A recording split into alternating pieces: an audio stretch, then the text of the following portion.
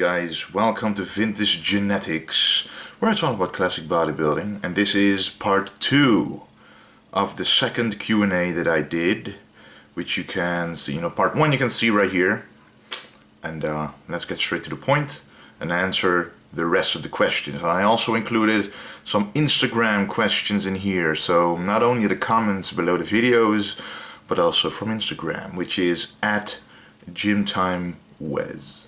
Anyway, let's do it. Mace Brain asks, any advice on building the front of the traps directly above the collarbone? I struggle to hold any form of mass there. So, this is the collarbone, and he means this part of the traps. And there's basically 2 ways to train the traps. Basically, you do exercises like this, which contracts the traps from the back for thickness. And there's exercises like this. And you can automatically see, and when you do this, you contract the traps. So, try to go straight up with your traps, because some people also do this when they go up. But that's not the way to go, guys. Just do this. Go up with your traps, and don't forget to stretch at the bottom. So when you hold the weight like this, don't do this, but actually go down, boom, down, boom. And that's how you build the height of your traps. And you can do this with barbell shrugs, go heavy on those, dumbbell shrugs, and you can even use a machine for the shrugs, but anything that goes up and down, that's the height of your traps. Thoughts on Peter Molnar's physique? Okay guys, for the ones who don't know who Peter Molnar is, I'm showing you right now. And as you can see, several pictures here.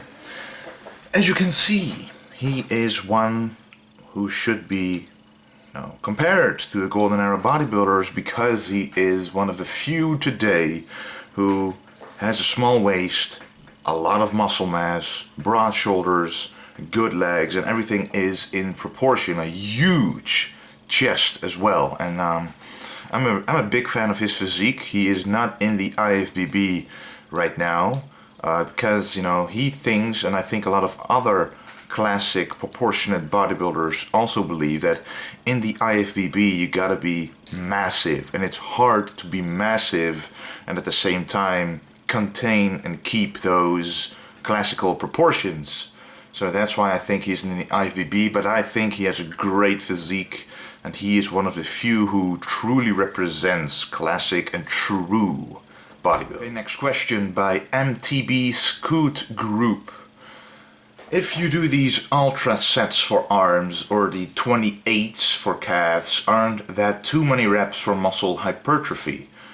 Well, if you want to cause muscle hypertrophy, it is important, hypertrophy is growing the muscle growth, and it is important to not get used to anything. So if you would train for a year, and every time you train back you do the same, every time you train arms you do the same exercises, the stresses those muscle experience will be handled more and more efficiently by the body, because the body wants to conserve as much energy as possible. So at the end of the year, the bicep curl will feel very, very easy on your muscles. Even though it feels heavy to you, your body is able to absorb and handle the stress. Now, when you do ultra sets, for example, something you are not used to, something very different than an ultra set is, I've made a video and you can see it right here. For example, an ultra set would be the rope push down, then you do rope overhead, and then you do the cable curls, and then you do the hammer rope curls, and those are 4 exercises, and that's like 40 reps without a break. Now this isn't even as much as the guys in the golden days would do. Sometimes Arnold would start at a very high weight, for example with dumbbell curls, of course first warming up, and then no matter what, he had to do 50 reps without taking a break. So start off with 30 kilos. If you can't do any more, go to 25 kilos. If you can do any more, go to 20 kilos. Until he reached the 50 reps. And at the end he might be curling 5 kilos on each arm, for example. Now this is another way, which I will make a video about, to really shock. So basically you want your muscles to experience a different stress so that your body has to adapt to something new and has to grow to be able to handle that next time. So don't do the same every time, sometimes shock the muscle. Okay, next question guys. Croc Meek asks, I love your videos, thank you. Actually got two questions. First is, what do you think of Rich Piana and his training methods? And second, do you still make workout meal schedules? Since I noticed you became quite famous. Keep up the good work and motivation for the people. I definitely will. So what do I think about Rich Piana and his workout methods? Some of the workouts are, look pretty good. For example, I did one workout where I only did triceps to really to shock the triceps, to really work the triceps when it's a weak point.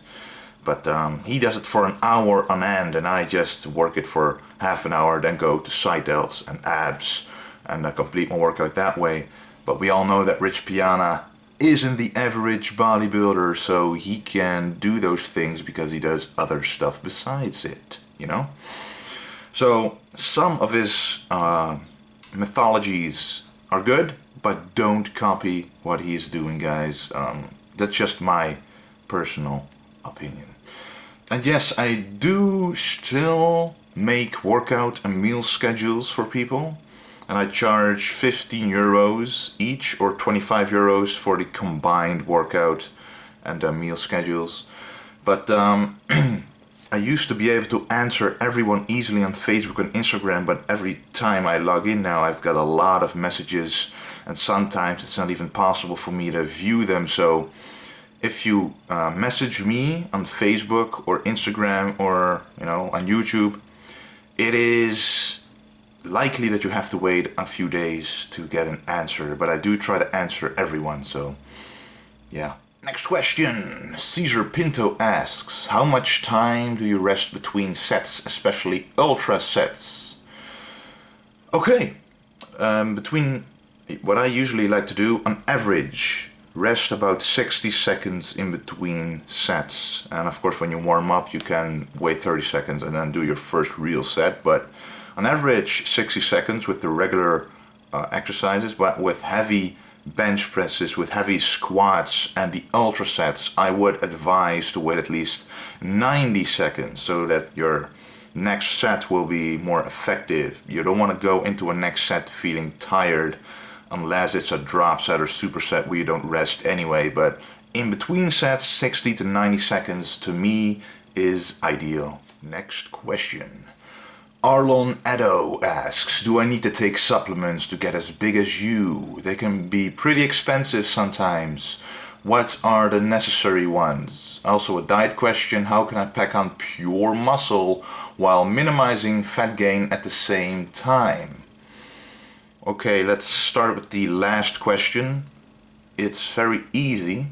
How do you pack on pure muscle while minimizing fat gains? That is to not go above your maintenance levels, which is the amount of calories you need to stay at the same weight. Don't want to go over that too much. A lot of people say 500 calories if you want to bulk, but my lean bulk is only about 250 calories above that, or even less. And you just want to keep your protein high, your fat intake high, and your carbs about as high or even a little lower than your protein intake. But I will explain that in the upcoming lean bulking video. And the first question was if he needs to take supplements to get, to get big, basically. And my opinion is no, you don't. I didn't take supplements the first 6 years of me working out, and I made plenty of gains during that. But they do help a little bit when you when you want to edge out on your progress. You can make a little more progress if you, for example, what I think is essential is omega-3, omega-6 and CLA supplements. Maybe a post-workout fast-acting carb like Vitargo or just dextrose. Doesn't matter that much, but Vitargo would be number one. weight isolate for after the workout or in the morning with your oatmeal. But all of this can be done with regular food as well, but the supplements just enhance the effect they have compared to regular food. But you know, and maybe a multivitamin to ensure that you are not missing anything, and take the multivitamin in the evening after working out before you sleep, so that in the night time you can recover and your body has all the tools it needs to recover everything.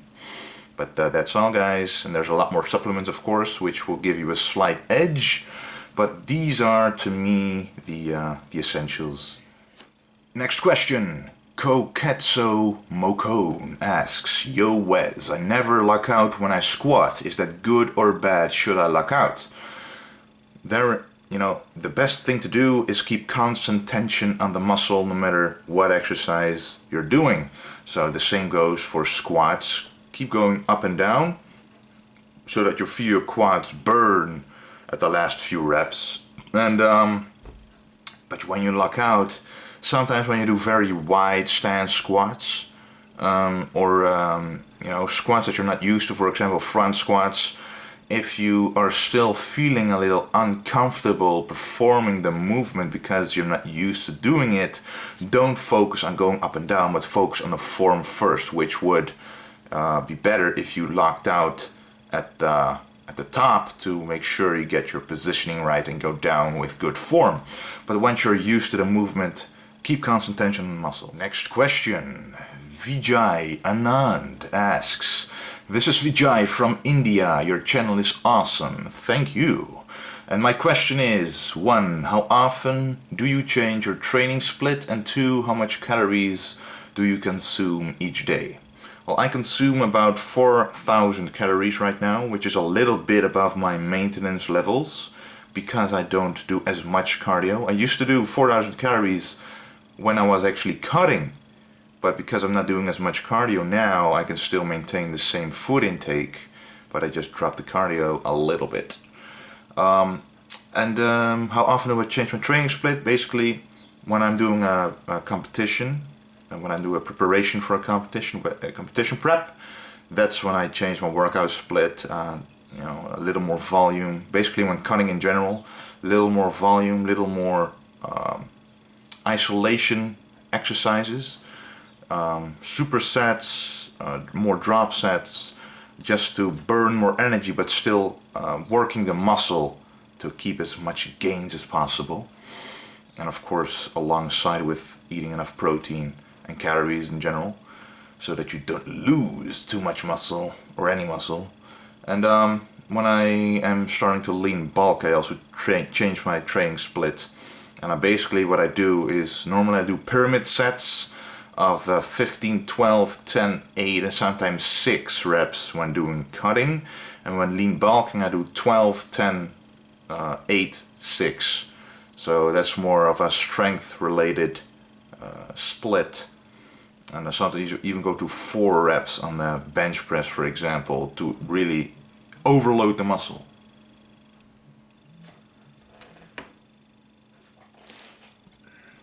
Next question. Alright, this is going to be an interesting one. Sebatilanquini. If I did that right, I deserve something at least, guy. What shoes are those? They are freaking awesome. Almost look like boxers' training sneakers. Well, let me show you. And it's actually from a leg training video, but so these are these shoes, which are perfect for training legs. As you can see, flat soles, very flat, and it really feels soft shoes as well. And those are perfect for training legs. You want the sole to be completely flat. Especially when doing calves, it's very easy to move your feet to target the calves very well, to make them grow into golden era calves. Anyway, these are rider wear shoes, as you can see, rider wear. And if you live in the Netherlands, you can buy them. They're pretty new actually, and also Antoine Vaillat promotes these shoes. And if you're living in the Netherlands, you can get them at Body and Fashion. and I got them from there as well. And I only wear these when I do legs. I don't wear them outside and don't wear them on any other day, so that they stay as fresh as possible. Next question.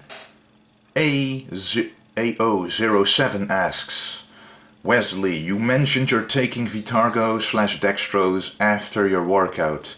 Do you take this only in bulking stage or in cutting stage as well, and how much? Right now I'm lean bulking and I take about 40 grams of Vitargo post-workout, or maltodextrin or dextrose, as long as it's a fast-acting carb, but Vitargo is the highest molecular weight, so it works the fastest of them all. And that's when I'm bulking, 40 grams. And when you're cutting, I would suggest going only at the start, going 10 grams lower. And when things are slowing down, you can decrease it with 10 grams again, but I advise at least keeping in 20 grams post-workout, unless you're doing a competition prep, in which you should completely avoid the post-workout carbs a few weeks before the competition to really keep the body churning, burning. Just take some BCAAs and maybe some isolate to prevent muscle loss. Okay, those questions were from YouTube, and now we're going to Instagram. TW Jim asks, hey man, love your videos, keep up the hard work and let's bring back that classic physique. Let's do it. Just gonna ask, what's your favorite chest exercise, as mine is seriously lacking? Well, my favorite chest exercise is the exercise that builds the biggest upper chest. When you have upper chest, your whole chest looks much bigger. You know, when you miss the upper chest, there's not really a 3D effect. And it's about the illusion of the muscle most of the time. So when you build this upper chest, it basically looks like you have a much bigger chest. So to me, my favorite exercise, I kind of have quite a lot of exercise I like from chest, but one of my absolute favorites is the incline bench press, which really stretches out the top portion of your chest. Really go at the very bottom, wide grip, and then go up.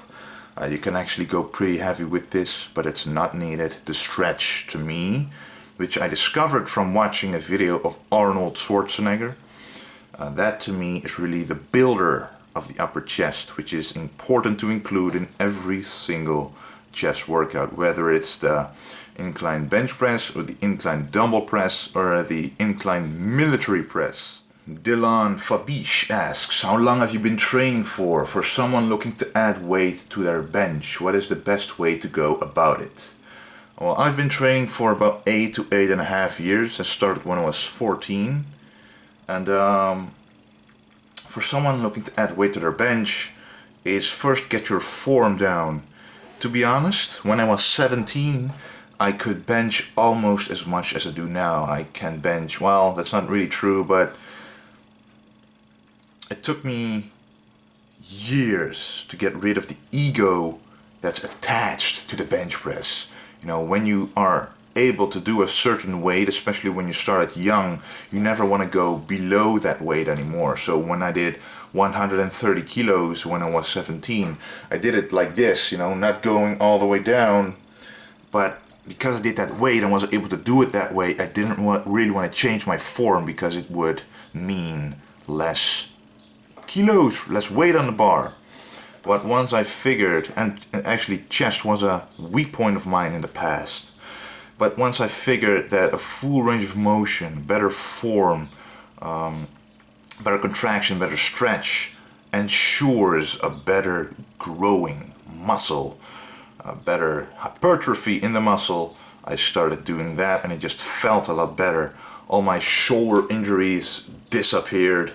My chest started to grow, more muscle ache, especially in the beginning, and just a different feeling, a better pump, everything was better. So start out with good form. So go all the way down and then go all the way up. That's the first thing you gotta do. Arch your back too, on the bench. Make sure that you're really tight on the bench, really solid, no moving, and just move the weight up and down. And that's the first step.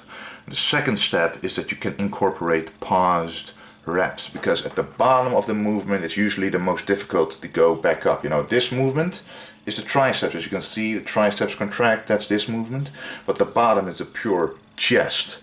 And when you do pause reps, which is pausing for 1 second at the top, then going up, going down, pausing, that will increase your strength at the bottom, which will in turn increase the weight you're able to do on the bench press. There's a lot more techniques, but that's the most important one, which you will experience progress with. Trust me. Next question. Matt Walton asks, have you ever had injuries before? I remember you mentioning a bicep injury, I believe. Yes, I did actually have an injury, and which is in this bicep. Basically at the tendon right here, when you do hammer, what happens here, what contracts here, that hurts a lot. Hurt a lot.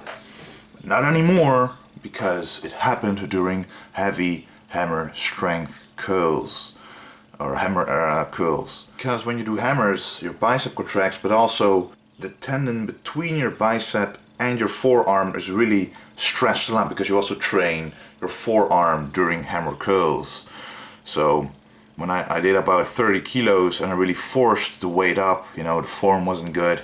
And I just, the next day, you know, at the day when I was doing it, I didn't really notice it, but the next day, when I flexed my bicep, I could really feel a weird kind of pain, and I knew that it was just something messed up. So what I did then is I kept doing hammer curls, but 50 reps with 4 to 5 kilos. And even then I still felt it, but I wanted the blood to keep rushing through every single time I did biceps. And after, yes, 2 to 3 months, which is quite a long time, but it was totally gone. And I'm never gonna do heavy hammer curls again, because I know that's a sensitive exercise for me. As is deadlifting, which is very, for my lower back, very injury prone. So you gotta find out what exercises you should just avoid because they're too risky. And obviously there are a lot of different exercises to substitute with it. Rick van Kalken, a Dutch name, asks, where do you live in the Netherlands and what gym do you go to? Well, I live in the neighborhood of Breda and I train in Pure Fitness in Breda, which is a pretty hardcore gym, a very nice environment. You can pretty much do anything there. You know, motor. You can do all the exercises you want. There's a lot of free weights, heavy weights. Dumbbells go up to 60 kilos. So if you live near the area or in the province, just give it a shot and go train there, because it is worth it to me. Alright, next question by Jasper20. What is the best way to build mass for your legs? Full range of motion or not? Many or few reps? To me, it's always been difficult to build up my legs. I can use the excuse that I have long legs, but in reality, I didn't train my legs for 2 years when I started out. Granted, I was 14 years old, and I didn't really care about being a complete or proportionate bodybuilder yet, but I should have trained legs right from the start. Anyway, I'm a tall guy, so what I like to do is use full range of motion to really stretch out those quads, because usually when I'm doing squats, I don't really feel my legs as much as feel my lower back working to keep myself up straight. And that's a problem with tall people, that we're not as flexible compared to compared to someone who is shorter. They can go down, up and down much more efficiently. You know, the Olympic type squats. So what I like to do is kind of use let's see if I can find anything. A platform about this thick, under your heels, because the ankle flexibility of me personally isn't there. So just placing this under my heels allows me to go a lot deeper, ass to the grass almost. Well, I could go ass to the grass, but you know. I will show you in the next video me applying this, not the remote, but the platform, to my squats. And I can go a lot deeper that way. And you can literally feel your quads work this time, instead of your lower back or anything else of your body. Alright, next question. Patricio Molins asks, Do you focus on contracting on the free weight bench press, or you just go through the movement concentrating on the stretch of the chest? It's hard even for me to concentrate on the contraction while I'm doing a bench press, because you basically do this, but your arms, they stay where they are. So this would be a contraction, and those are dumbbell curls or hammer strength presses. But the bench press, you stay like this. So what you can do, what you just said, is focus on the stretch, and that's very important, which is overlooked when doing chest. Arnold, on almost every exercise, the bench press, the incline bench press, especially the dumbbell flies, he focused on the stretch. And then there are some exercises where you focus on the contraction, such as cable flies, dumbbell presses, hammer strength presses. You use those exercises for the contraction, and you use the heavier ones for the stretch. Next question. Cesaris asks, when cutting, should I have a cardio session early in the morning without food and another one after my training? That's exactly what I used to do when cutting. But I like to at least ingest a couple of BCA pills or get a shaker with some BCAs in it during your morning cardio. Doesn't have to be much, and the morning cardio should always be, in my opinion, well, there's a lot of other opinions out there, a lot of other bodybuilders out there using different stuff, of course, but they do about an hour of cardio in the morning before even eating anything. But I like to do 15 minutes to 20 minutes of morning cardio on a treadmill or walking outside, which just jump starts your metabolism, jump starts you burning right at the start of the day. And after your training, except for leg training, by the way, that's to me, 5 minutes of walking or on the bike after leg training is good to promote less muscle ache the next day and better nutrient delivery. But after your training, you should do about 20 to 30 minutes on the elliptical trainer or the treadmill. Beats per minute should be about 130 for optimal fat loss. And what I like to aim for is 250 to 300 calories on the display of the machine. It doesn't mean that you burn that many calories, probably more, because we trained beforehand and we have a more muscle mass than the average person who uses that machine in general. So what I suggest is doing that and then take your post-workout shake. And if you do that every time, you will notice fat loss while retaining as much muscle mass as possible. Niels Superman Thoft asks, can guys with short bicep heads get a big bicep, or is it all genetics?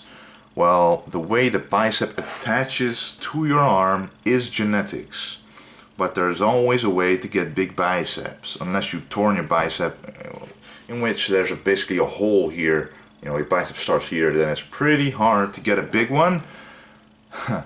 But it's not impossible when you have simply short biceps. You actually get a peak more easily.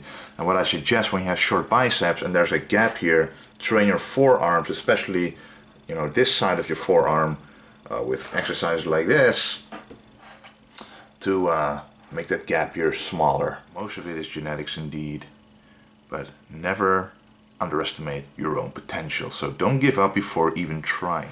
Benjamin Cano asks, and this is the last question of the day, what do you eat before going to bed? How much weight would you like to lose each week, month when cutting?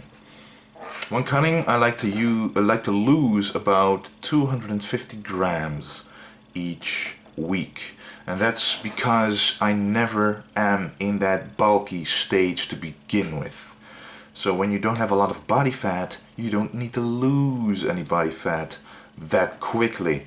And the slower you lose body fat, the more muscle you'll be able to retain. And that's what we all want, isn't it? And what do I eat before going to bed? Well, right now it's about 300 grams of Greek yogurt, 10% fat, with about 40 grams of almonds or walnuts or cashew nuts or even peanuts, which are all good, all of them, and 25 grams of honey for the flavor and a little bit of carbs before bed. And that's what I eat right now. You can also eat salmon, avocado, or whole eggs or nuts, as long as there are enough fats in your food so that the digestion and the absorption goes on all night, because fat slows this all down and you want to keep your body nourished all night long.